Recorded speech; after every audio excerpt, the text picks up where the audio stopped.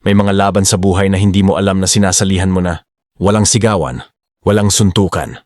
Pero bawat salita, bawat kilos, at bawat emosyon ay may tinatamaan sa loob mo. Ito ang tahimik na mundo ng manipulation at dark psychology. Sa audiobook na ito, papasok tayo sa isip ng mga taong marunong magkontrol ng hindi halata, mga taong kayang baguhin ang desisyon mo, sirain ang kumpiyansa mo, at gawing sandata ang emosyon mo laban sa'yo. Hindi para tularan sila, kundi para makilala sila. Habang nakikinig ka, maaring may mga sitwasyon, relasyon, o pangalan na papasok sa isip mo. Huwag kang matakot. Anong kalaman ay hindi para manakit, ito ay para gumising. Dahil kapag alam mo kung paano ka minamanipula, mas nagiging malinaw kung paano ka lalaya. Ito ay hindi kwento ng pananakot. Ito ay kwento ng awareness.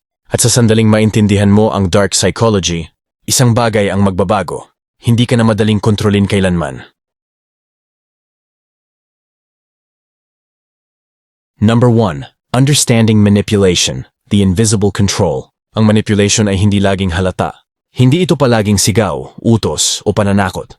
Kadalasan, ito ay banayad, paulit-ulit, at nakatago sa concern, lambing, o good intentions. Sa dark psychology, ang tunay na kapangyarihan ay hindi nakikita. Nararamdaman mo na lang ang epekto nito. Ang isang manipulator ay bihirang magsabi ng diretsong, gawin mo ito. Sa halip, pinaparamdam niya na ikaw mismo ang pumili. Kahit dahan-dahan kanyang itinulak sa direksyong gusto niya. Ginagamit nila ang guilt, hawa takot, o pangako para baguhin ang desisyon mo. Hanggang sa makalimutan mo kung ano talaga ang gusto mo. Ang unang hakbang para makawala ay kilalanin ang pattern. Kapag napansin mong palagi kang nag-a-adjust, nag-e-explain ang sarili mo, o nagdududa sa sariling pakiramdam para lang mapanatili ang kapayapaan, posibleng may manipulation ang nangyayari. Tandaan, ang kontrol na hindi mo napapansin ang pinakamapanganib. Kapag naintindihan mo ito, nagsisimula na ang pagbawi ng kapangyarihan mo. Number 2. Why manipulation works. Targeting human weakness. Gumagana ang manipulation dahil tao tayo. Lahat tayo may kahinaan, takot maiwan, pangangailangan ng approval, at pag-asang maintindihan at mahalin. Sa dark psychology, dito tumatama ang manipulators. Hindi nila binabago kung sino ka. Pinipindot nila kung ano ang already nasa loob mo. Isa sa pinakamalakas na sandata nila ay ang emotional leverage. Kapag alam nila kung ano ang kinatatakutan mo, dun sila magfo-focus. Kung takot kang mawalan, gagamit sila ng banta ng paglayo. Kung uhaw ka sa validation, bibigyan ka nila nito pero may kapalit. Unti-unti, nasasanay ang isip mo na iugnay ang kapayapaan at saya sa kanila. Mas lalong gumagana ito kapag may power imbalance, kapag mas kailangan mo sila kaysa kailangan kanila. Sa puntong iyon, ang desisyon mo ay hindi naganap na malaya.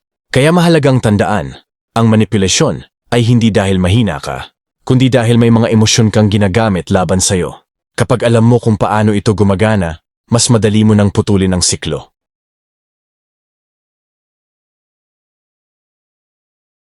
Number 3. Emotional triggers, the buttons they push. Sa dark psychology, bihirang direktang kontrol ang ginagamit. Sa halip, ang manipulators ay naghahanap ng emotional triggers, mga button, na kapag pinindot nila, automatikong gumagalaw ang reaksyon mo. Ang mga triggers na ito ay kadalasang nabuo mula sa takot, insecurity, at past experiences. Isa sa pinakakaraniwan ay guilt. Mga linyang tulad ng, ang dami kong sinakripisyo para sa'yo, o kung mahal mo ako, gagawin mo ito ay hindi simpleng emosyon, ito ay pressure na nakabalot sa salita. Kapag tinamaan ng guilt, mas inuuna ng tao ang pakiramdam ng iba kaysa sa sariling boundaries. Kasunod nito ang fear at hope. Takot na mawala sila, takot na mag-isa, o takot na magkamali. At kapag halos bibigay ka na, bigla silang magbibigay ng pag-asa. Magbabago ako o konting tiis na lang. Ang cycle na ito ang nagpapanatili sa'yo sa kontrol nila. Kapag natutunan mong kilalanin ang emotional triggers mo, hindi na sila basta-basta makakapindot at doon nagsisimula ang tunay na kalayaan.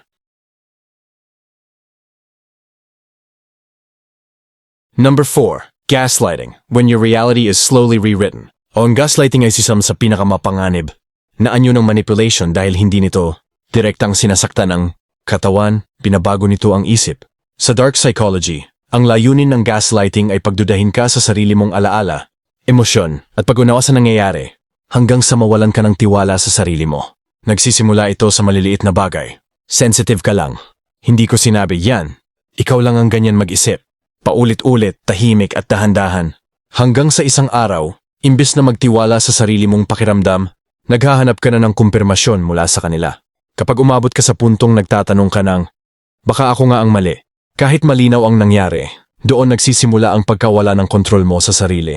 Ang gaslighting ay hindi aksidente. Ito ay estratehiya. At ang tanging paraan para kontrahin ito ay awareness.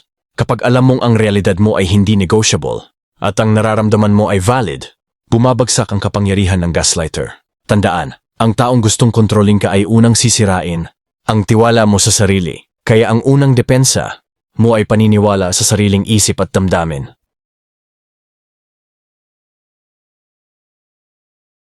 Number 5. Love is a weapon, affection with conditions. Sa dark psychology, ang pagmamahal ay hindi laging totoo. Minsan ito ay ginagawang sandata. Ang manipulator ay marunong magbigay ng sobra-sobrang lambing sa simula. Papuri, atensyon, pangako. Ito ang tinatawag na love bombing. Pinaparamdam nilang espesyal ka, pinili ka, at ikaw lang. Pero pagkatapos mong ma-attach, bigla itong babawiin.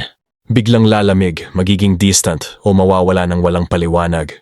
Ang goal ay simple. Ipaalala sa'yo kung ano ang mawawala kapag hindi ka sumunod. Kapag hinabol mo uli ang dating lambing, mas lalo kang napapasok sa kontrol nila. Ang problema, nagsisimula mong iugnay ang pagmamahal sa reward at punishment. Nagiging conditional ang love. Mabait sila kapag tama ka, malamig kapag hindi. Tandaan, ang totoong pagmamahal ay hindi ginagamit para manipulahin.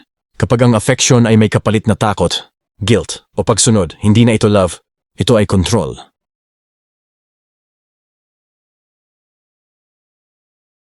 Number 6. Silence and withdrawal. Punishment without words. Hindi lahat ng manipulation ay maingay. Sa dark psychology, isa sa pinaka-epektibong tactics ay ang katahimikan. Biglang hindi magre-reply. Biglang malamig. Biglang parang wala kang ginawa pero ramdam mo na may mali. Ito ang silent treatment at hindi ito inosente. Ang layunin ng katahimikan ay parusahan ka ng hindi nagsasalita. Hindi nila sinasabi kung ano ang mali, pero ipinararamdam nila na may kasalanan ka. Dahil likas sa tao ang ayaw ng uncertainty, magsisimula kang mag-overthink, mag-apologize, at mag-adjust kahit hindi mo alam kung bakit. Unti-unti, tinuturuan ka ng manipulators na iwasan ang mga kilos na ayaw nila, hindi dahil malinaw nilang sinabi, kundi dahil ayaw mo nang maranasan ulit ang emotional withdrawal. Sa pantong gadume ang control ay na si Carolina. Tandaan, ang healthy na relasyon ay marunong mag-usap, hindi manahimik para manakit. Kapag ang katahimikan ay ginagamit para kontrolin ang kilos at emosyon mo, hindi iyon space, iyon ay manipulation.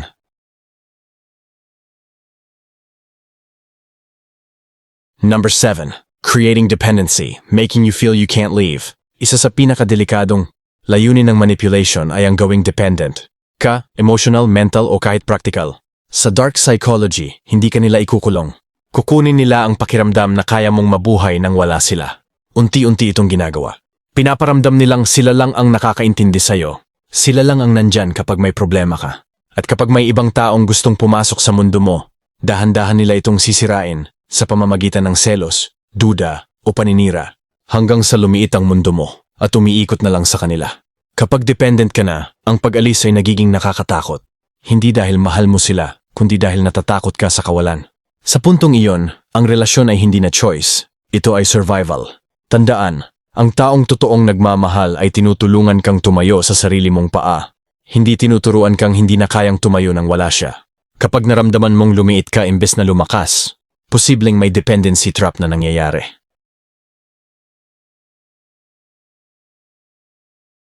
Number 8. Playing the victim, reversing the blame. Isa pang paboritong tactic sa dark psychology ay ang pagpapanggap na biktima.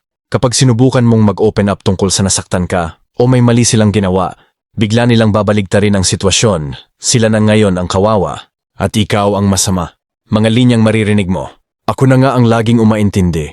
Grabe ka! Ako pa ang sinisisi mo. Ganito na lang ba ako sa'yo? Sa halip na maayos ang problema, napupunta ang usapan sa pagdepensa ng emosyon nila. Ikaw ang nauuwi sa paghingi ng tawad. Kahit ikaw ang nasaktan, sa paglipas ng panahon, matututo kang manahimik para iwas gulo, at dun lalong lumalakas ang kontrol nila. Tandaan, ang taong laging biktima sa bawat kwento ay bihirang accountable. Ang healthy na relasyon ay marunong umamin ng pagkakamali. Kapag palaging ikaw ang may kasalanan at sila ang kawawa, hindi iyon malas, iyon ay manipulation. Number 9. Intensity and withdrawal, the push-pull game. Isa sa pinakakaraniwang tactics sa dark psychology ay ang push-pull, biglang sobra ang lambing tapos biglang lalamig. Ito ay epektibo dahil naglalaro sa emotional na attachment ng tao. Kapag pinaparamdam nila ang sobra-sobrang atensyon, nagkakaroon ka ng high, pakiramdam mo espesyal ka, pinili ka. Ngunit kapag biglang lalamig o aalis, nararamdaman mo ang kawalan at ito ay nagpapatibay ng dependency. Ang utak ng tao ay natural na naghahanap ng reward pattern. Kapag minomoderate nila ang affection, mas na-stress at kinasasabik ka at mas madali kang mahook. Ito ay manipulative cycle. Push, pagmamahal, attention, lambing. Pull, withdrawal, coldness, distance. Sa puntong iyon, hindi mo na alam kung ano ang tunay, kung sila ba ay nagmamahal o naglalaro lang. Ang proteksyon, awareness at boundaries. Kapag alam mo ang pattern, hindi ka madaling mahook sa push-pull game. Number 10. How to spot manipulators early. Isa sa pinakamahalagang hakbang para hindi maloko or mapasok sa toxic na relasyon ay ang maging alert sa mga manipulative patterns mula sa simula. Hindi lahat ng manipulator ay halata. Marami ang charming, sweet o sobrang helpful sa simula. Pero may mga senyales na makakatulong sa'yo. Mga karaniwang palatandaan, hindi tumatanggap ng pagkakamali at laging may paliwanag kung bakit sila tama. Palaging biktima sa kwento kahit maliit na bagay. Bigla ang intensity sa simula tapos withdrawal pagkatapos. Ginagamit ang guilt, fear o hope para baguhin ang desisyon mo. Sinasamantala ang emotional triggers mo, takot, insecurity o pangangailangan ng validation. Kapag napansin mo ang pattern na ito maaga, hindi ka madaling mahulog sa trap.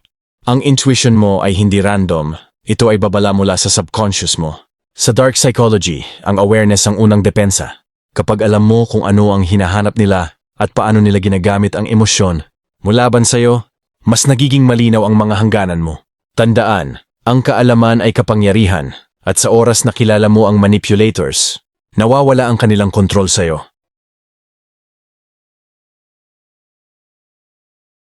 Ngayong natutunan mo na kung paano gumagana ang manipulation at dark psychology, tandaan mo, ang kaalaman ay hindi sandata para manloko, kundi kalasag para sa sarili. Ang mga taktika ng manipulators, guilt, fear, love bombing, gaslighting, push-pull, at silent treatment ay epektibo lamang kapag hindi mo alam na ginagawa ito sa iyo. Kapag may awareness ka, nagkakaroon ka ng kapangyarihan. Mag-set ng boundaries, magtiwala sa sariling damdamin at pakiramdam. Huwag hayaan ng iba na i-rewrite ang iyong realidad. Hindi mo kailangan maging malupit o manipulative para protektahan ang sarili mo. Ang tunay na kalayaan ay nagmumula sa self-awareness, emotional strength at malinaw na boundaries.